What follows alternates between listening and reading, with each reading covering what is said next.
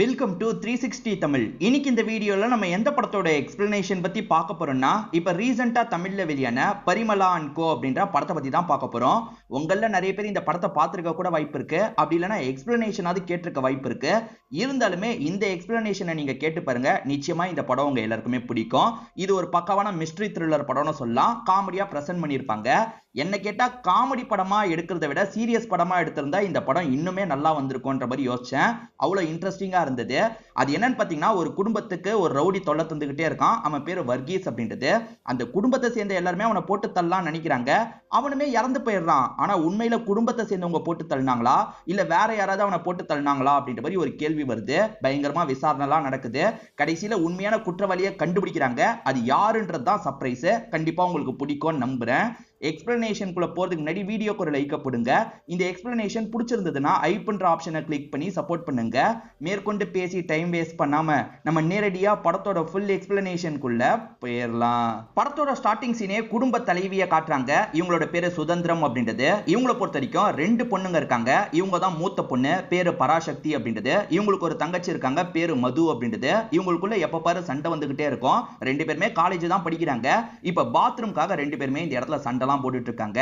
ஆக்சுவலா இவங்க அப்பாவோட பேரு பரிமளா அப்படின்றது. ஆக்சுவலா லேடிஸ்க்கு தான் அப்படி பேர் வைப்பாங்க. இந்த படத்துல அப்பாக்கு பரிமளான்ற மாதிரி பேர் வச்சிருக்காங்க. இந்த அக்காவும் தங்கச்சியும் எதுக்கு எடுத்தாலும் சண்டை போட்டுக்கிட்டே இருப்பாங்க. அதே சமயம் அக்கா இருக்காங்க பாத்தீங்களா, மோட்டர் போட்டாங்கன்னா சுவிட்ச் ஆஃப் பண்றதுக்கு மறந்துடுவாங்க. இப்ப தண்ணி எல்லாம் வேஸ்ட் ஆயிட்டு இருக்கு. ஹவுஸ் ஓனர் இருக்காரு பாத்தீங்களா, உங்க பொண்ணு இப்பயுமே மோட்டர் ஆஃப் பண்ணல அப்படின்ற மாதிரிலாம் சுதந்திரத்துக்கிட்ட கம்ப்ளைண்ட் பண்ணிட்டு இருக்காரு. சாரி தம்பி, அடுத்த வாட்டி நடக்காது அப்படின்ற மாதிரி இவங்களுமே சமாளிச்சு அனுப்பி விடுறாங்க. அதே சமயம் அக்கா பராசக்தி பின்னாடி ஒருத்தர் சுத்திக்கிட்டே இருக்காரு. இவரோட பேரு சிட்டு அப்படின்றது. இவர் சுத்திட்டு இருக்கிறது அக்காக்கு பிடிச்சிருக்கு போல. ஒரு ஸ்டேஜ்ல அவரோட லவ்வை ஏத்துக்கிறாங்க. ரெண்டு பேருமே அடிக்கடி வெளியே வச்சுலாம் மீட் பண்றாங்க. அதே சமயம் தங்கச்சி இருக்காங்க பாத்தீங்களா, வெள்ளையாவதுக்காக ஒயின்லாம் வீட்டுக்கு தெரியாம குடிச்சிட்டு இருக்காங்க. இந்த தங்கச்சி பின்னாடி ஒருத்தன் சுத்திக்கிட்டே இருக்கான். அவன் பேரு வர்கீஸ் அப்படின்றது. ரவுடித்தனம்லாம் பண்றவனா இருப்பான். இவங்க எங்க போனாலும் சரி இவங்க பின்னாடியே சுத்திட்டு இருக்கான். அப்படியே கட் பண்ணி ஹவுஸ் ஓனரை நமக்கு காட்டுறாங்க. ஹவுஸ் ஓனர் ஃபர்ஸ்ட் ஒய்ஃப் இறந்து போயிட்டாங்க போல. இப்ப வேற ஒரு கல்யாணம் பண்ணிருக்காரு. இந்த ஒய்ஃப் கிட்ட அது வேணும் இது வேணும் அப்படின்ற மாதிரி ஏதாவது கேட்டுக்கிட்டே இருக்காரு. இவங்களுமே டயர்ட் ஆயிடுறாங்க.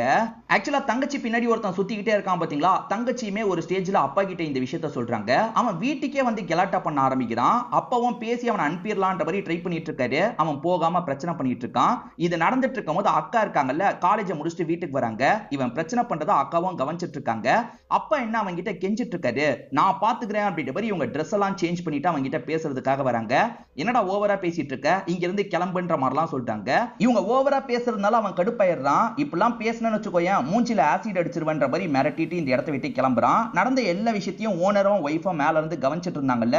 ஓனர் என்ன சொல்றாருன்னா, அந்த வர்கீஸ பத்தி உனக்கு தெரியாது, அவங்க கிட்ட எல்லாம் பிரச்சனை வச்சுக்காது அப்படின்ற மாதிரி பரிமளா கிட்ட சொல்றாரு. பொண்ணுக்கு இவனால பிரச்சனை வருது அப்படின்ற மாதிரி அப்பவும் கஷ்டத்துல இருக்காரு. ஆக்சுவலா அந்த வர்கீஸ பத்தி இவர் ஃபாலோ பண்ணி நிறைய விஷயங்களை கேதர் பண்ணிருப்பாரு. அவனை பொறுத்த வரைக்கும் ட்ரக் விக்கிற வேலை எல்லாம் பார்த்துட்டு இருக்கான் போல. அவனோட அப்பாவை யாரோ சாவடிச்சிருப்பாங்க. இவன் வளர்ந்ததுக்கு அப்புறம் அந்த நபரை கொடூரமா சாவடிச்சிருப்பான். சோ அவங்க கிட்ட எல்லாம் நம்ம எப்படி மோதுறது, பேசாம அவனை அப்படியே கண்டுக்காம விடுறது தான் நல்லது அப்படின்ற மாதிரிலாம் யோசிக்கிறாரு. ஆனா அவன் நிறுத்தவே மாட்டான். எப்ப பாரு கலாட்டா பண்ணிக்கிட்டே இருக்கான். அதாவது நீங்க தான் என்னோட மாமனாரு மாமியாரு அப்படின்ற மாதிரிலாம் இவங்க கிட்ட கிண்டல் பண்ற மாதிரி பேசிட்டு இருக்கான். என்னடா இவன் இப்படி பண்றானே, என்னதான் பண்றது அப்படின்ற மாதிரி இவங்க ரெண்டு பேருமே யோசிச்சுட்டு இருக்காங்க. அதே சமயம் அந்த தங்கச்சி நடந்து வந்துட்டு இருக்கும் போது அவங்க விருப்பமே இல்லாம அவங்க கூட சேர்ந்த மாதிரி இவன் செல்ஃபி எல்லாம் எடுத்துட்டு இருக்கான். இந்த விஷயத்தை அக்கா பாக்குறாங்க. அக்கா பின்னாடி தான் வந்துட்டு இருந்திருப்பாங்க.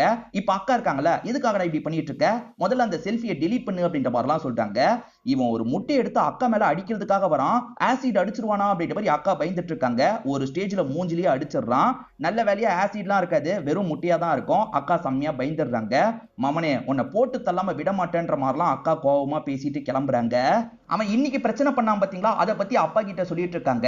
அதே மாதிரி தீபாவளி வரப்போது அப்பா எப்படியும் பட்டாசுலாம் வாங்கிட்டு வந்திருப்பாருன்ற மாதிரி பசங்க வெயிட் பண்ணா, இவர் வெறும் ஸ்வீட்டை மட்டும் தான் வாங்கிட்டு வந்திருக்காரு. நம்ம வெடிக்கிறத விட அடுத்தவங்க வெடிக்கிறத வேடிக்கை பார்த்தா இன்னும் சூப்பரா இருக்கும், மாடிக்கு போய் நம்ம வேடிக்கை மட்டும் பார்க்கலான்ற மாதிரி சொல்லிட்டாரு. வேற வழி இல்லாம எல்லாருமே ஏத்துக்கிறாங்க. இப்ப மாடிக்கு வந்து மத்தவங்க வெடிக்கிறதெல்லாம் வேடிக்கை பார்த்துக்கிட்டே இவங்க ஸ்வீட் சாப்பிட்டுட்டு இருக்காங்க.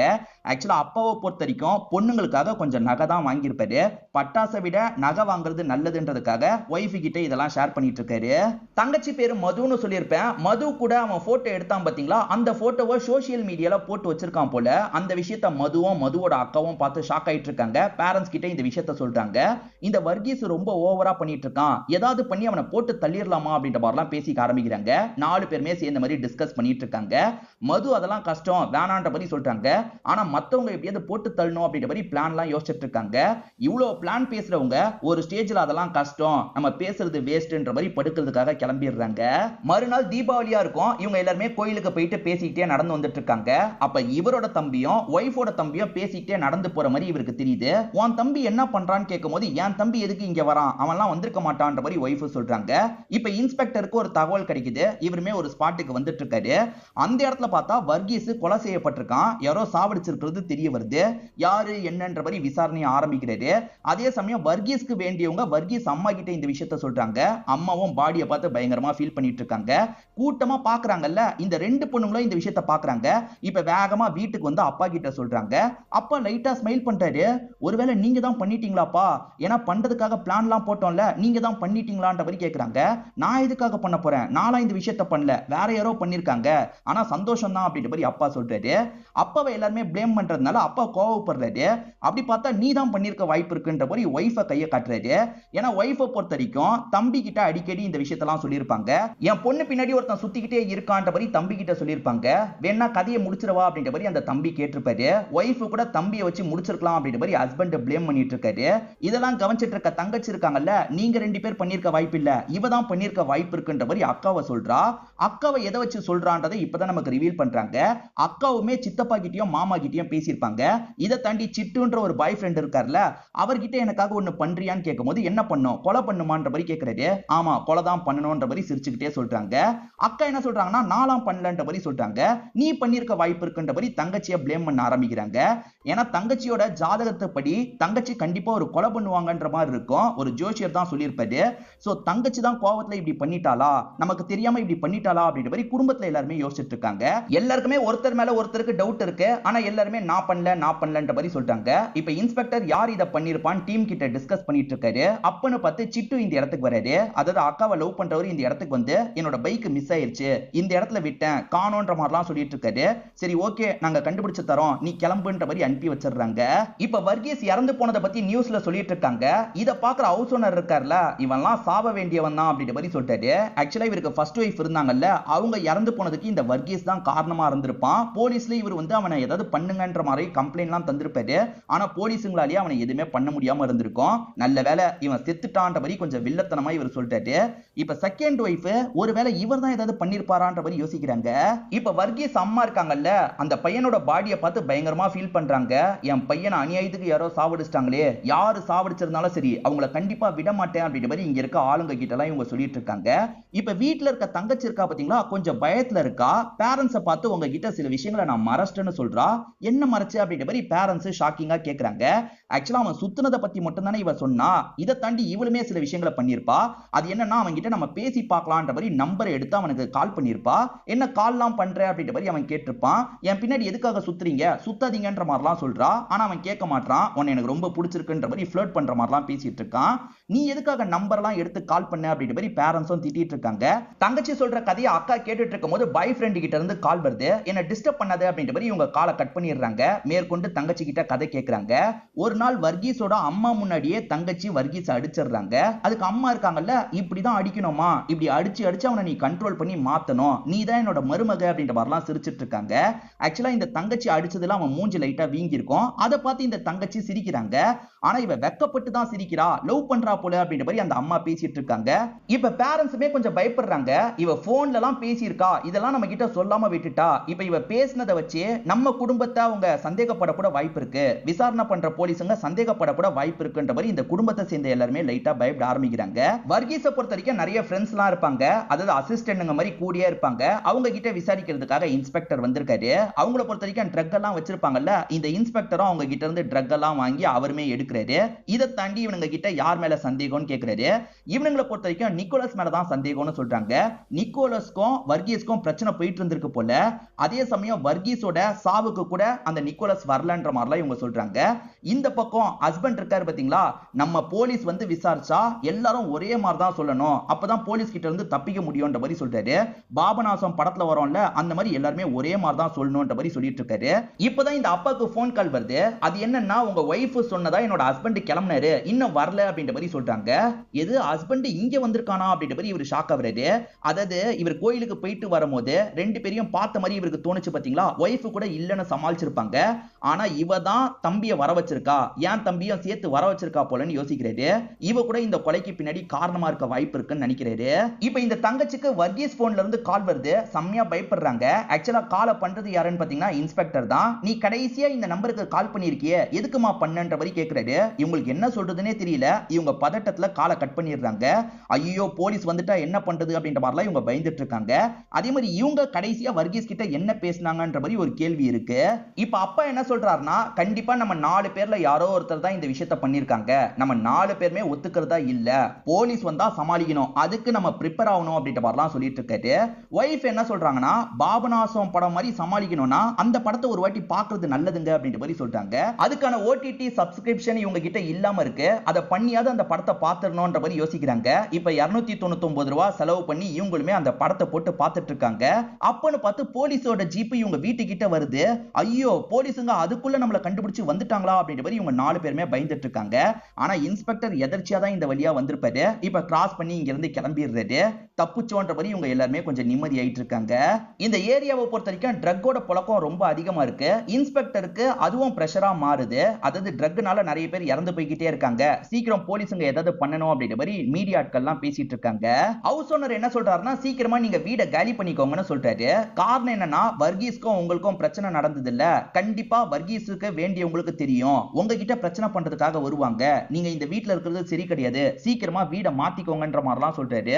என்ன இவர் வேற இப்படி சொல்றாரு அப்படின்ற மாதிரி இவங்களுமே யோசிக்கிறாங்க. வர்கீஸை யாரா இப்படி பண்ணிருப்பான்ற மாதிரி அம்மா கேக்குறாங்க. ஆளுங்களுமே டவுட் எல்லாம் சொல்றாங்க. நிக்கோலஸ் பண்ணிருக்க வாய்ப்பு இருக்கு. ஏன்னா இறுதி சடங்குக்கு கூட நிக்கோலஸ் வரல. இதை தாண்டி வர்கீஸை பொறுத்த வரைக்கும் அஸ்லாம் கூட டீலிங்லாம் வச்சிருந்தால, அந்த அஸ்லாமும் கடைசி சடங்குக்கு வரல.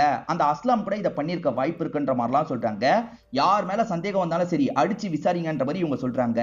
ஆக்சுவலா இந்த அம்மா இருக்காங்க பாத்தீங்களா, இவங்க தம்பி மூலியமா ஏதோ பண்ணிருக்காங்க போல. இப்ப ஹஸ்பண்ட் வீட்ல இல்லாத சமயம் தம்பி கிட்ட பேசிட்டு இருக்காங்க. நீ பயப்படாதக்கா, அதெல்லாம் ஒரு பிரச்சனையும் வராது அப்படின்ற மாதிரி தம்பி சொல்றாரு. சரி ஓகே ஓகேன்ற மாதிரி இவங்க பேசிட்டு இருக்காங்க. இப்ப இன்ஸ்பெக்டர் இருக்கார்ல, திரும்பி வர்கீஸோட ஆளுங்களை கூப்பிட்டு பேச ஆரம்பிக்கிறாரு. உங்களுக்கு யார் மேல சந்தேகம் இருக்குடா, ஒழுங்கா ஏதாவது இன்ஃபர்மேஷன் இருந்தா சொல்லுங்கன்ற மாதிரிலாம் கேட்கறாரு. இவங்களுமே வேற சில விஷயங்களை சொல்ல ஆரம்பிக்கிறாங்க. போன வாட்டி நிக்கோலஸ் மேல சந்தேகம் இருக்கிறதா சொன்னாங்கல்ல, இந்த வாட்டி புதுசா ஒரு விஷயத்தை சொல்றாங்க. வர்கீஸை பொறுத்த வரைக்கும் அஸ்லாம்னு ஒருத்தன் கூட டீலிங்லாம் பண்ணிட்டு இருந்திருப்பாரு. அஸ்லாமை பொறுத்த வரைக்கும் நிறைய பப்பெல்லாம் ரன் பண்ணிட்டு இருப்பான். அங்க நிறைய ட்ரக் தேவைப்படும் பாத்தீங்களா, அந்த ட்ரக் எல்லாம் இந்த வர்கீஸ் தான் தருவாரு. சோ அவங்க ரெண்டு பேருக்குள்ள நல்ல நட்பு இருந்தது. போக போக தொழில பிரச்சனை ஏற்பட்டது. அதை மனசுல வச்சு அந்த அஸ்லாம் கூட பண்ணிருக்க வாய்ப்பு இருக்குன்ற மாதிரி சொல்றாங்க. சரி சீக்கிரமா அந்த அஸ்லாமை விசாரிக்கலான்ற மாதிரி இன்ஸ்பெக்டர் நினைக்கிறாரு.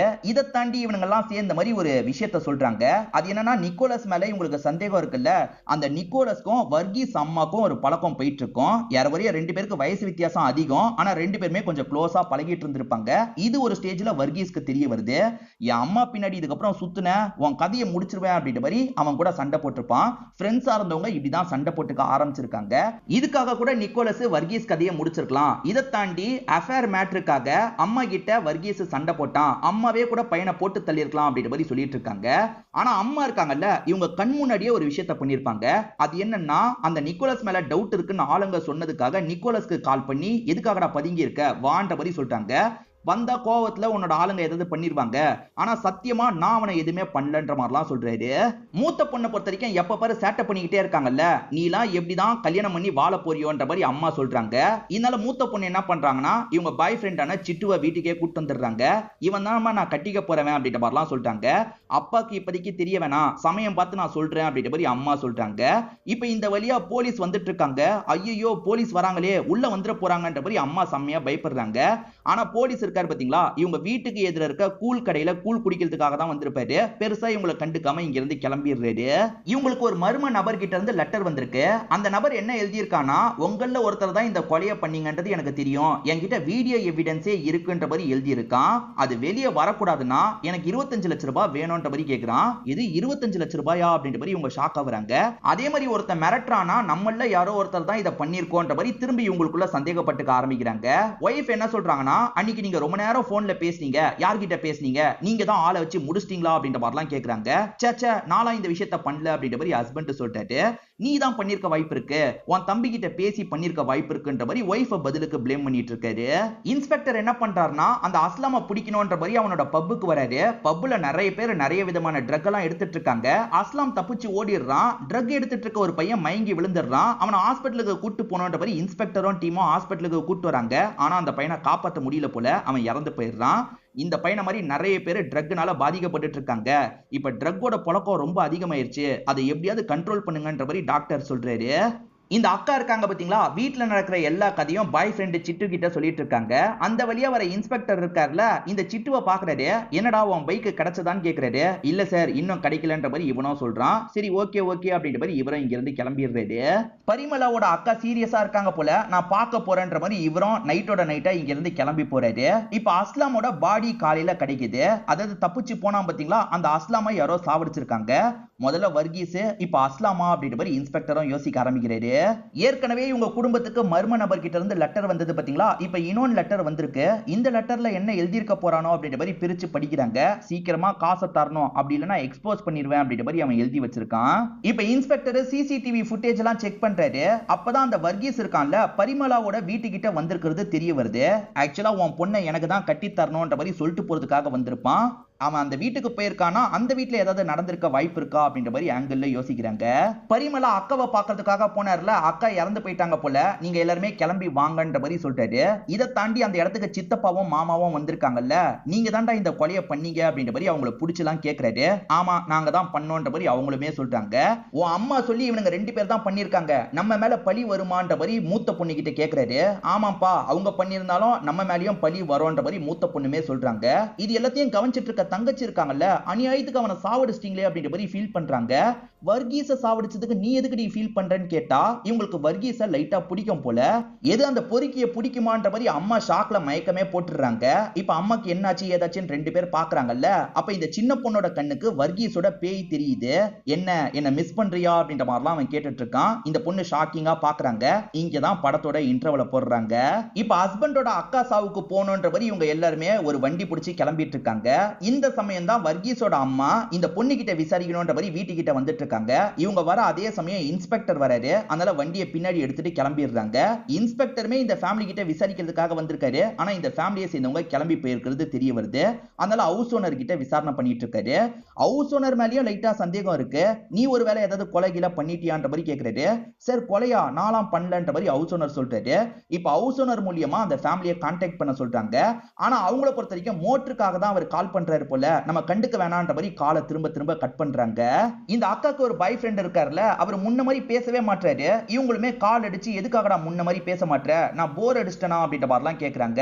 சேச்சே உடம்பு முடியாம இப்ப ஹாஸ்பிட்டல்ல இருக்கேன், அதனால தான் பேச முடியல, நான் தெளிவாயிட்டு உனக்கு கால் பண்றேன் அப்படின்ற மாதிரி சொல்றாரு. ஆமா நாங்க தான் வர்கீஸ சாவடிச்சோம் அப்படின்ற மாதிரி சித்தப்பாவும் மாமாவும் சொன்னாங்க பாத்தீங்களா. அவங்க கிட்ட டீடைலா பேசும்போது அவங்களுமே நடந்த விஷயத்த சொல்ல ஆரம்பிக்கிறாங்க. அது என்னன்னா, அக்கா அடிக்கடி கால் பண்ணி இந்த விஷயத்த சொல்லியிருப்பாங்க போல. அதே மாதிரி மூத்த பொண்ணும் கால் பண்ணி இந்த விஷயத்த சொல்லியிருப்பாங்க. அதனால இவங்களுமே ஊருக்கு கிளம்பி வந்திருப்பாங்க. வந்தவங்க அவனை மிரட்டி விட்டுட்டு போலான்ற மாதிரி தான் அவங்க கிட்ட பேசியிருப்பாங்க. அப்படி பேசிட்டு இருக்கும்போது இவங்க மேல வர்கீஸ் கைய வச்சிருப்பான். இவங்களுமே பிடிச்சு அவனை தள்ளி விட்டுருப்பாங்க. அங்க ஒரு பாறை இருந்திருக்கும், அதுல விழுந்துதான் அவன் இறந்திருக்க வாய்ப்பு இருக்கு. அதாவது அதுல இடிச்சுதான் அவன் இறந்திருக்க வாய்ப்பு இருக்கு. காலையில தான் எங்களுக்கே தெரியும்ன்ற மாதிரி சொல்றாங்க. அதாவது நைட்டு நேரம் நாங்க தள்ளி விட்டோம், காலையில அவன் இறந்ததுக்கு அப்புறம் தான் எங்களால தான் இறந்து போயிட்டான்ற மாதிரி எங்களுக்கு புரிஞ்சது, நாங்க வேணும்ட்டே பண்ணலன்ற மாதிரிலாம் சொல்லிட்டு இருக்காங்க. இந்த பரிமளவை ரீச்சே பண்ண முடியல. அதனால வீட்டுக்குள்ள வந்து இவங்களே செக் பண்றாங்க. அப்படி செக் பண்ணும்போது நிறைய கிரைம் த்ரில்லர் புக் எல்லாம் அவர் படிக்கிறது தெரிய வருது. ஒருவேளை இந்த அப்பா தான் பிளான் பண்ணி பண்ணிருப்பாரா அப்படின்ற மாதிரி போலீஸுங்களும் இந்த இடத்துல யோசிக்க ஆரம்பிக்கிறாங்க. சரி இதெல்லாம் எடுத்துக்கிட்டு கிளம்பலான்ற மாதிரி கிளம்பிடுறாங்க. அதுக்கப்புறம் தான் பரிமளாவும் ஃபேமிலியும் இந்த இடத்துக்கு வராங்க. அப்ப இந்த ஹவுஸ் ஓனரும் போலீஸ் வந்ததை பத்தி எல்லாம் சொல்லிட்டு இருக்காரு. இதை தாண்டி இவங்க வீட்டுக்குள்ள நுழையும் போது போலீஸ் சர்ச் பண்ணியிருக்கிறது பரிமளாக்கு தெரிய வருது. நம்ம மேல டவுட் வந்துருச்சு போல அப்படின்ற மாதிரிலாம் சொல்றாரு. இந்த அக்கா தங்கச்சி ஒரே ரூம்ல தான் படுத்து தூங்குவாங்க. இந்த தங்கச்சிக்கு அடிக்கடி அந்த வர்கீஸோட பேய் தெரியுது. அவருமே பேய் மாதிரிலாம் பயன்படுத்துறாரு. இப்ப தங்கச்சி இருக்காங்கல்ல, பக்கத்துல இருக்க அக்காவை எழுப்பிட்டு இருக்காங்க. என்னடி அந்த வர்கீஸ் தெரிஞ்சானா, இப்பதான் என் கனவுலயும் தெரிஞ்சான், நான் அவனை துரத்தி விட்டுட்டேன், நீயும் துரத்தி விட்டுரு அப்படின்ற மாதிரி படுத்துறாங்க. வர்கீஸோட அம்மா போலீஸ் ஸ்டேஷன் வாசல்ல போராட்டம் மாதிரி பண்ணிட்டு இருக்காங்க. எப்பதான் குற்றவாளியை கண்டுபிடிப்பீங்க அப்படின்ற மாதிரிலாம் கேட்டுட்டு இருக்காங்க.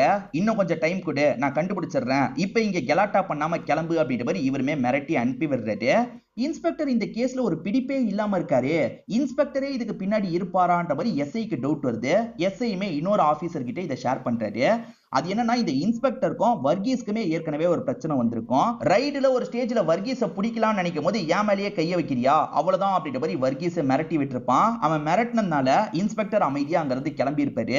அந்த கோவத்துல மனசுல வச்சு இன்ஸ்பெக்டரே கூட பண்ணிருக்க வாய்ப்பு இருக்குன்னு எஸ்ஐ சந்தேகப்படுறாரு. எஸ்ஐக்கு இருக்க சந்தேகத்தை நேரடியா கேட்டுலான்னு இன்ஸ்பெக்டர் கிட்ட பேசுறதுக்காக வராரு. நீங்க என்ன சார் இந்த கேஸ்ல பிடிப்பே காட்ட மாட்டீங்க, ஒருவேளை நீங்க இதுல சம்பந்தப்பட்டிருக்கீங்களா அப்படின்ற மாதிரி கேட்கிறாரு. அவருமே அவன் கோவப்பட்டு பேசினதுக்கு நான் சாவடிச்சிருப்பேன்னு நினைக்கிறியா, நான்லாம் சாவடிக்கல அப்படின்ற மாதிரி சொல்லிட்டாரு. நிறைய பேர் மேல சந்தேகம் இருக்கு, முதல்ல தலைமறைவா இருக்கான்ல அந்த நிக்கோலஸை நம்ம தூக்கணும் அப்படின்ற மாதிரிலாம் சொல்றாரு. அதுவும் சரிதான் சார், அந்த நிக்கோலஸை சீக்கிரமா நம்ம பிடிக்கணும்ன்ற மாதிரி ஆளுங்க சொல்றாங்க. எப்பவுமே மர்ம நபர் கிட்ட இருந்து லெட்டர் வரும்ல, அந்த லெட்டரை இந்த வாட்டி ஹவுஸ் ஓனர் வாங்கிடுறாரு. அவருமே பிரிச்சு படிச்சிடுறாரு. ஓஹோ நீங்க தான் இதை பண்ணிருக்கீங்க போலியே, எவனோ ஒருத்தனுக்கு தெரிஞ்சிருச்சு போலியே அப்படின்ற மாதிரிலாம் இவங்க கிட்ட பேசுறாரு. எவனோ ஒருத்தன் எங்களை மிரட்டிட்டு இருக்கான், ஆனா நாங்க இந்த விஷயத்த பண்ணலன்ற மாதிரிலாம் இந்த ஃபேமிலி சமாளிக்கிறாங்க. நீங்க பண்ணீங்களோ பண்ணலையோ அந்த வர்கீஸோட கூட்டம் உங்க மேல கோவப்பட வாய்ப்பு இருக்கு, சீக்கிரமா வீட காலி பண்ணுங்க அப்படின்ற மாதிரி சொல்லிட்டு போறாரு. இப்ப தங்கச்சி எப்பவுமே போல காலேஜுக்கு போயிட்டு இருக்காங்க. இத வர்கீஸ் அம்மா பாத்துடுறாங்க. ஏ என் பையனை நீ தானே லவ் பண்ண, என் பையன் செத்து போயிட்டான், நீ தான் காரணமான்ற மாதிரிலாம் கேக்குறாங்க.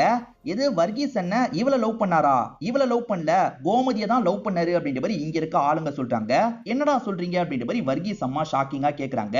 அப்பதான் கோமதின்ற புது கேரக்டரை காட்டுறாங்க. பூர்ணிமா ரவி தான் இந்த ரோலை பண்ணிருப்பாங்க. இங்க ஒரு சாங் மாதிரி நமக்கு காட்டுறாங்க. ஆக்சுவலா அந்த வர்கீஸை பொறுத்த வரைக்கும் கோமதியை தான் உண்மையா லவ் பண்ணிருக்காரு. இந்த பொண்ணை சும்மா சைட் அடிக்கிற மாதிரி இவர் பண்ணிருப்பாரு போல. இதெல்லாம் ஆளுங்க தான் சொல்லி அம்மாக்கு புரிய வச்சிட்டு இருக்காங்க. அவருக்கு கோமதியை தான் பிடிக்கும், கோமதியை பயங்கரமா லவ் பண்ணாரு, ஆனா அவங்க ரெண்டு பேருக்குள்ளேயே ஒரு பிரச்சனை ஏற்பட்டுருச்சு, ரெண்டு பேருமே பிரேக்கப்லாம் பண்ணிட்டாங்க அப்படின்ற மாதிரி ஆளுங்க சொல்லிட்டு இருக்காங்க. இதெல்லாம் கேட்டுட்டு இருக்க இந்த தங்கச்சி ஃபீல் பண்றாங்க. அதாவது தங்கச்சி வர்கீஸை நம்மள துரத்தி துரத்தி லவ் பண்ணானே அப்படின்ற மாதிரி கொஞ்சம் அவனை பிடிக்க ஆரம்பிச்சிருக்கோம். ஆனா அவன் கோமதின்னு ஒரு பொண்ணை தான் லவ் பண்ணிருக்கான்னு தெரிஞ்சோன்னே இந்த தங்கச்சி கொஞ்சம் கடுப்பாயிடுறாங்க. இந்த பொண்ணு பின்னாடி சுத்தினதுனால அப்பன் கோவப்பட்டு பண்ணிருப்பானான்ற மாதிரி வர்கீஸ் அம்மாக்கு டவுட் வருது. உன் அப்பா என்ன வேலை பாக்குறாருன்னு கேட்கும் போது இந்த பொண்ணுமே சொல்றாங்க, ஐபிஎஸ்க்கு ட்ரைனிங் மாதிரி தருவாங்கல்ல, அந்த மாதிரி ட்ரைனிங் கொடுக்கறவரா தான் இருப்பாரு. இதை பத்திலாம் இந்த பொண்ணு சொன்னோன்னே அப்படிப்பட்டவன் பண்ணிருக்க வாய்ப்பு இல்ல, சரி போன்ற மாதிரி அனுப்பி விடுறாங்க. இந்த தங்கச்சி ஒயினை மறைச்சு வச்சு குடிப்பாங்க பாத்தீங்களா, வீட்டுல தெரிஞ்சிருது போல தங்கச்சியுமே வெள்ளையாவதுக்காக தான் குடிச்சன்ற மாதிரிலாம் சமாளிச்சிட்டு இருக்காங்க. அதே சமயம் வர்கீஸ் நம்மள லவ் பண்ணலன்றது தங்கச்சிக்கு தெரிய வந்துருச்சுல, அந்த டிப்ரெஷன்ல இருக்கிறதுனால இப்ப ஒயின்லாம் குடிச்சிட்டு இருக்காங்க. திரும்பி வர்கீஸோட பேய் உங்க கண்ணுக்கு தெரியுது. என் கண்ணுக்கு எதுக்காகடா தெரியுற, நீ அந்த கோமதியை தானே லவ் பண்ண, அவ கண்ணுக்கு போய் தெரி, என்ன தொல்லை பண்ணாது அப்படின்ற மாதிரிலாம் திட்டி அனுப்பி விடுறாங்க. எஸ்ஐக்கு இன்னமும் இன்ஸ்பெக்டர் மேல டவுட் இருக்கு போல. இந்த இன்ஸ்பெக்டர் கேஸை விசாரிக்கிற முறையே சரியில்லை சார் அப்படின்ற மாதிரி சீனியர் கிட்ட கம்ப்ளைண்ட் மாதிரி தராரு. சரி அந்த இன்ஸ்பெக்டர் ஒரு பக்கம் விசாரிக்கட்டும், நீயும் ஒரு பக்கம் விசாரி அப்படின்ற மாதிரி சீனியருமே இவர்கிட்ட சொல்லிட்டாரு. அதனால இந்த எஸ்ஐ தனிப்பட்ட முறையில விசாரணை பண்ணிட்டு இருக்காரு. இதுக்கு பின்னாடி யார் இருக்கா வாய்ப்பு இருக்குன்ற மாதிரிலாம் விசாரணை பண்ணிட்டு இருக்காரு.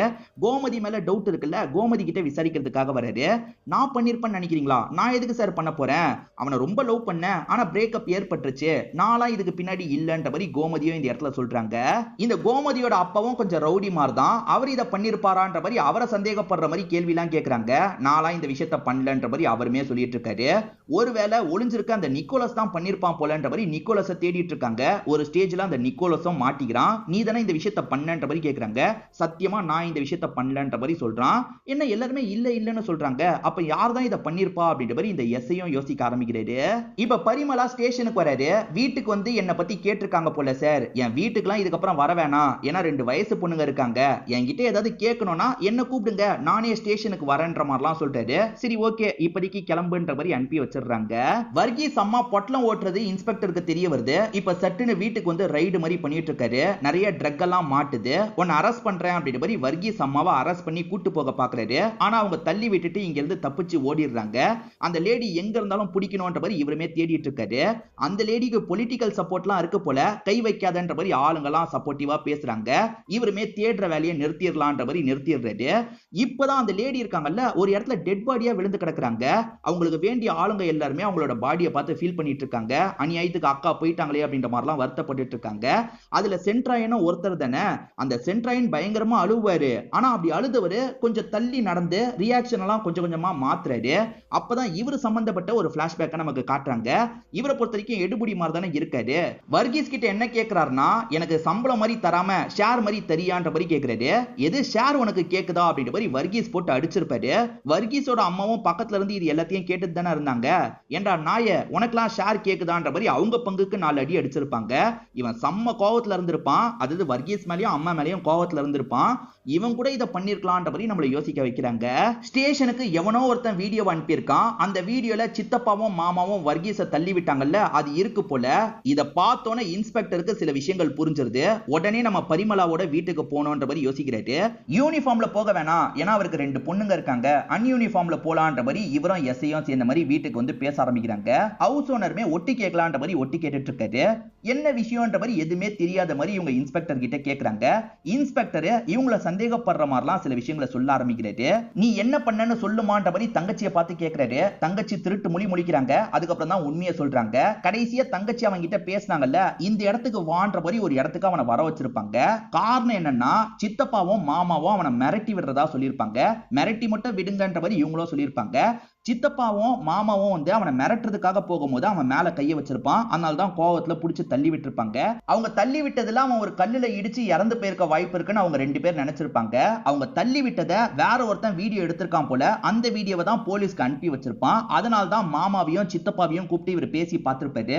சார் நாங்க தள்ளி விட்டோம், கொஞ்சம் லைட்டா தான் தள்ளி விட்டு அங்க இருந்து போனோம் சார் அப்படின்ற மாதிரி இவங்க 2 பேருமே உண்மையை ஒத்துருப்பாங்க. அதே சமயம் அந்த சின்ன பொண்ணு சொல்லி தான் இந்த விஷயத்தை பண்ணோன்ற மாதிரியும் ஒத்துருப்பாங்க. அது மூலியமா தான் நீ தானே கால் பண்ணி வர வச்சேன்ற மாதிரிலாம் கேட்டுட்டு இருக்காரு. தள்ளி விட்டது மாமாவும் சித்தப்பாவும் இருக்கலாம், ஆனா சாவடிச்சது வேற ஒருத்தன். யார் தெரியுமா? சிட்டு தான் இந்த விஷயத்தை பண்ணான்ற மாதிரி சொல்றாரு. இதை கேட்கிற இந்த அக்கா பயங்கரமா ஷாக் ஆயிடுறாங்க. சிட்டுவை பொறுத்த வரைக்கும் சாதாரண ஆளு, அவன் பண்ணிருக்க வாய்ப்பு இல்லைன்ற மாதிரி சொல்லிட்டாங்க. சிட்டுவை பத்தி உனக்கு முழுசா தெரியாதுன்ற மாதிரி இவருமே சில விஷயங்களை சொல்ல ஆரம்பிக்கிறாரு. வர்கீஸை பொறுத்த வரைக்கும் காஸ்ட்லியான ட்ரக் எல்லாம் கிடைக்கும்ல, அதை தரதே இந்த சிட்டுவா தான் இருப்பான். இந்த சிட்டுவை பொறுத்த வரைக்கும் ட்ரக் டீலர், அதுவும் பெரிய லெவல் ட்ரக் டீலர் அப்படின்றது தெரிய வருது. இவன் அடையாளம் யாருக்கும் பெருசா தெரியாது, வர்கீஸ்க்கு மட்டும் தான் தெரியும். ஆக்சுவலா வர்கீஸ் கிட்டே இவன் காஸ்ட்லியான ட்ரக்கை தந்து வித்து காசை தான்னு சொல்லியிருப்பான். இந்த வர்கீஸ் என்ன பண்றான்னா, அந்த ட்ரக் எல்லாம் திருட்டு போயிருச்சு, அந்த ட்ரக் எல்லாம் என்கிட்ட இருந்து காணாம போயிருச்சு அப்படின்ற மாதிரி போய் சொல்லியிருப்பான். இதனால இவங்களுக்குள்ள ஒரு மோதல் போக்கு இருந்துகிட்டே இருக்கும். அதனால சிட்டு தான் பிளான் பண்ணி சாவடிச்சிட்டான், அதை நாங்க கண்டுபிடிச்சிருக்கோம் அப்படின்ற மாதிரிலாம் இன்ஸ்பெக்டர் சொல்லிட்டு இருக்காரு. இந்த கேஸை நாங்க என்ன டைரக்ஷன்ல கொண்டு போறோம்ன்றதை தெரிஞ்சுக்கிறதுக்காக தான் பைக்கு காணோன்ற மாதிரி கம்ப்ளைண்ட் கொடுத்துட்டான். அடிக்கடி எங்களை பார்க்கறதுக்காக ஸ்டேஷனுக்கு வந்துட்டு இருந்தான் அப்படின்ற மாதிரிலாம் சொல்லிட்டாரு. இதை தாண்டி இவங்கள மிரட்டி லெட்டர் போட்டது யாருன்ற மாதிரி ஒரு கேள்வி இருக்குல்ல. அப்ப இந்த அப்பா இருக்கார்ல, நான் தான் அந்த லெட்டரையே போட்டேன்ற மாதிரி சொல்லிட்டாரு. நம்மள யாரோ கொலை பண்ணி இருக்கிறதா நினைச்சேன், அதை வெளியே வர வைக்கிறதுக்காக தான் இப்படி பண்ணேன். இப்பதான் நம்மள யாருமே இந்த விஷயத்த பண்ணலன்றது எனக்கு புரியுதுன்ற மாதிரி சொல்லிட்டாரு. அதே சமயம் இந்த பெரிய பொண்ணு இருக்காங்கல்ல, எனக்கு சிட்டுவை பார்க்கணுன்ற மாதிரி கேக்குறாங்க.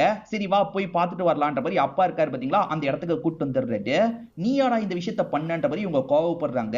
என்கிட்ட எல்லாத்தையும் மறஸ்டல அப்படின்ற மாதிரிலாம் திட்டுறாங்க. நான் ட்ரக் டீலர் தான், ஆனா இந்த கொலையை நான் பண்ணலன்ற மாதிரிலாம் இவன் சொல்லிட்டு இருக்கான். அதே சமயம் அன்னைக்கு ஒரு நாள் இவங்க வீட்டுக்கு வந்தான்ல, அப்ப கூட ட்ரக்கை வச்சிருப்பான். அவசரத்துல போலீஸை பார்த்து உங்க வீட்டுல அந்த ட்ரக்கை மறைச்சு வச்சிட்டேன் அப்படின்ற மாதிரிலாம் இவன் சொல்லிட்டு இருக்கான். நாங்க கேட்கும் போது சொல்லாதவன் நீ கேட்டோன்னு சொல்லிட்டான், நீ கிளம்புமா அப்படின்ற மாதிரி இன்ஸ்பெக்டர் சொல்லிட்டாரு. ஆக்சுவலா இன்ஸ்பெக்டருக்கு ஒரு பையன் இருந்திருப்பான் போல. அந்த பையனும் இந்த மூத்த பொண்ணும் ஒன்னாதான் படிச்சிருப்பாங்க. என் பையனை உனக்கு தெரியும்லன்னு கேக்குறாரு. தெரியும் சார், இறந்து போயிட்டான்ல அப்படின்ற மாதிரி இவங்க கேக்குறாங்க. ஆமாமா அப்படின்ற மாதிரி இவர் சோகமா சொல்றாரு. இப்ப இவங்களும் அப்பாவும் கிளம்புறதுக்கு தயாராகிறாங்க. இப்ப அப்பாவும் ஒய்ஃபுக்கு கால் பண்றாரு. நம்ம வீட்டுல ஒரு பழைய பெட்டி இருந்தது இல்ல, அதுக்குள்ள நிறைய ட்ரக் எல்லாம் இருக்குன்ற மாதிரி சொல்றாரு. அந்த பெட்டியை நான் எப்பயோ தூக்கி போட்டுட்டேனே அப்படின்ற மாதிரி ஒய்ஃப் சொல்றாங்க. அப்ப எல்லா ட்ரக்கும் போயிருச்சா அப்படின்ற மாதிரி இவருமே யோசிக்கிறாரு. இதை தாண்டி அப்பா இருக்கார்ல, இந்த கொலையை உண்மையில பண்ணது யாருன்றது எனக்கு தெரியுமா அப்படின்ற மாதிரி இவர் ஒரு தியரியை சொல்ல ஆரம்பிக்கிறாரு. இந்த தியரி படி பார்த்தா இந்த கொலையை பண்ணது யார் தெரியுமா? இன்ஸ்பெக்டர் தான். ஆக்சுவலா இன்ஸ்பெக்டர் என்ன பண்ணிருப்பாருன்னா, இந்த சிட்டுவை வச்சு இந்த விஷயத்தெல்லாம் பண்ணிருப்பாரு. சிட்டு தான் இந்த நெட்வொர்க்குக்கு பின்னாடி இருக்கான்றதை இவர் கண்டுபிடிச்சிருப்பாரு. உனக்கு தண்டனை கிடைக்க கூடாதுன்னா நான் சொல்ற சில விஷயங்களை நீ பண்ணணும். அதாவது அந்த வர்கீஸ் கதையை முடிச்சிரு, வர்கீஸ்க்கு கமிஷன் மாதிரி தரல, அந்த கமிஷனை எனக்கு தான்ற மாதிரி கேட்டிருப்பாரு. சரி ஓகேன்ற மாதிரி சிட்டுவும் முடிவு எடுத்திருப்பாரு. ஏன்னா இல்லைன்னா சிட்டு மாட்டி ஜெயிலுக்கு போற மாதிரி ஒரு நிலைமை வந்துடும். அதுக்கு பயந்து என்ன பண்ணுவார்னா வர்கீஸ் கதையை முடிச்சிருவாரு. வர்கீஸோட பாடியை இன்ஸ்பெக்டர் சந்தோஷமா தான் பார்த்தாருன்றதை இப்பதான் ரிவீல் பண்றாங்க. அடுத்ததா அஸ்லாம் கதையை முடின்ற மாதிரி சொல்லியிருப்பாரு. வேற வழி இல்லாம இந்த சிட்டு இருக்காங்க இருக்கான் பாத்தீங்களா, அஸ்லாம் கதையும் முடிச்சிருப்பான். சோ ரெண்டாவதா அஸ்லாம் கதையும் இவன் தான் முடிச்சிருக்கான். அடுத்ததா வர்கீஸ் அம்மாவோட கதையை முடின்ற மாதிரி சொல்லியிருப்பாரு. சரி ஓகே அதையும் பண்ணலான்ற மாதிரி அம்மாவோட கதையும் இவன் தான் முடிச்சிருப்பான். இன்ஸ்பெக்டர் காசுக்கு ஆசைப்பட்டு தான் இப்படி பண்ணிருப்பாரான்னு கேட்டீங்கன்னா அதுதான் கிடையாது. இப்பதான் வேற ஒரு விஷயத்தை ரிவீல் பண்றாங்க. இவரோட பையனை பொறுத்த வரைக்கும் ஒரு காலேஜ்ல படிக்கிறான். அங்க நிறைய பசங்க ட்ரக் எல்லாம் எடுக்கிறாங்க. இவனையும் ஃபோர்ஸ் பண்ணிட்டு இருக்காங்க போல. நீ கம்ப்ளைண்ட் வேணா குடுன்ற மாதிரி இவர் சொல்லியிருப்பாரு. அதனால இவரோட பையன் பிரின்சிபல் கிட்ட கம்ப்ளைண்ட் மாதிரி தரான். பிரின்சிபலுமே சம்பந்தப்பட்ட பசங்களை கூப்பிட்டு வார்னிங் மாதிரிலாம் தந்துட்டு இருக்காரு. இதனால கோவப்பட்ட அந்த பசங்க இருக்காங்கல்ல, கம்ப்ளைண்டா குடுக்குறன்ற மாதிரி இவனுக்கு நிறைய ட்ரக் எல்லாம் தந்துட்டு இருக்காங்க. அதாவது ஃபோர்ஸ் பண்ணி இவனுக்கு ட்ரக் எல்லாம் தந்துட்டு இருக்காங்க. இதோட தாக்கத்தினால இவன் இறந்து போயிடுறான். பையன் இறந்து போயிட்டான்ற மாதிரி அம்மாக்கு தகவல் தெரிய வருது. அதே மாதிரி இன்ஸ்பெக்டர் ஆனா அப்பாவுக்கும் தகவல் தெரிய வருது. இவரால எதுவுமே பண்ண முடியல. ஏன்னா இதுக்கு பின்னாடி பெரிய பெரிய ஆளுங்கலாம் இருக்காங்க. அவங்க தான் இந்த ட்ரக் சப்ளைவெல்லாம் கண்ட்ரோல் பண்ணிட்டு இருக்காங்க. இவரால போலீஸா இருந்து எதுவுமே பண்ண முடியல. இவருமே ஒய்ஃபை கஷ்டப்பட்டு சமாதானப்படுத்திட்டு இருக்காரு. ஒரு போலீஸா இருந்தும் நம்மளால எதுவுமே பண்ண முடியலையே, சம்பந்தப்பட்டவங்களை ஏதாவது பண்ணணும் அப்படின்ற மாதிரி சீனியர் கிட்ட இவர் பேசுறாரு. ஆனா சீனியர் என்ன சொல்றாருன்னா அவங்களெல்லாம் எதுவுமே பண்ண முடியாது, அவங்களுக்கு பொலிட்டிக்கல் சப்போர்ட்லாம் இருக்குன்ற மாதிரி சொல்றாரு. சார் ஏகப்பட்ட பேரோட லைஃப் அழிச்சிட்டு இருக்காங்க சார், என் பையன் லைஃபோட போனா கூட பரவாயில்ல, ஏகப்பட்ட யங்ஸ்டர்ஸ் கெட்டு போயிட்டு இருக்காங்க சார் அப்படின்ற மாதிரிலாம் சொல்றாரு. அப்பயும் ஏத்துக்கவே மாட்டாங்க. நீ அதெல்லாம் கண்டுக்காம வேலையை பாருன்ற மாதிரி சொல்றாங்க. ஆனா இவர் ஏதாவது பண்ணணும்னு யோசிச்சிருப்பாரு. அதனால தான் சிட்டுவை லாக் பண்ணி சிட்டு மூலியமா எல்லார் கதையும் முடிச்சிருப்பாரு. சரி சிட்டுவை விட்டுருவாரான்னு கேட்டீங்கன்னா அப்படிலாம் விட மாட்டாரு. ஏன்னா சிட்டுக்கு தண்டனை வாங்கி தந்துருவாரு. இந்த மாதிரி பிளான் பண்ணி தான் இவர் எல்லா விஷயத்தையும் பண்ணியிருக்காருன்றது தெரிய வருது. இன்ஸ்பெக்டர் தான் இதை பண்ணாருன்ற மாதிரி நமக்கு காட்டல. ஆனா இன்ஸ்பெக்டர் தான் இதை பண்ணிருக்க வாய்ப்பு இருக்குன்ற மாதிரி இந்த அப்பா கெஸ் பண்றாரு. அப்பாவும் இந்த வீட்டை காலி பண்ணி வேற எங்கேயாவது கிளம்பிடலான்ற மாதிரி பசங்களை கூட்டிட்டு இங்க இருந்து கிளம்ப ஆரம்பிக்கிறாரு. மூத்த பொண்ணு கிட்ட தான் இந்த தியரியை பத்தி எல்லாம் இவர் சொல்லியிருப்பாரு. இப்ப எல்லாருமே சேர்ந்து கிளம்பிட்டு இருக்கும் போது இன்ஸ்பெக்டர் கிட்ட இருந்து கால் வருது. என் பையன் மட்டும் இல்லம்மா, நீயே எனக்கு பொண்ணு மாதிரி தான் அப்படின்ற மாதிரி இந்த மூத்த பொண்ணு கிட்ட இவர் பேசிட்டு இருக்காரு. அப்படி பேசிட்டு இருக்கும் போது அப்பாவும் நான் பேசுறேன்ற மாதிரி போனை வாங்கி பேசுறாரு. சார் நீங்க தான் இதுக்கு பின்னாடி இருக்கீங்கன்னு எனக்கு தெரியும்ன்ற மாதிரி சொல்றாரு. இன்ஸ்பெக்டர் ஷாக் ஆயிடுறாரு. உனக்கு எப்படி தெரியும்ன்ற மாதிரிலாம் கேட்கறாரு. அதை நான் செகண்ட் பார்ட்ல சொல்றேன் அப்படின்ற மாதிரி அப்பா சிரிச்சுக்கிட்டே சொல்றாரு. அதாவது இவர் இதுக்கு பின்னாடி இருக்கிறதா அப்பா எப்படி கண்டுபிடிச்சாருன்ற மாதிரி ஒரு கேள்வி இருக்குல்ல, இதோடயே இந்த படத்தோட கதையை முடிச்சிடுறாங்க. கண்டிப்பா இந்த படத்துல வந்த ட்விஸ்ட் அண்ட் டர்ன்ஸ்லாம் உங்களுக்கு பிடிச்சிருக்கும்னு நம்புறேன். இந்த வீடியோ உங்களுக்கு பிடிச்சிருந்ததுன்னா லைக் பண்ணுங்க, கமெண்ட் பண்ணுங்க, மறக்காம 360 தமிழ் சேனலை சப்ஸ்கிரைப் பண்ணுங்க. தொடர்ச்சியா இந்த மாதிரி வீடியோக்கள் வந்துகிட்டே தான் இருக்கும்.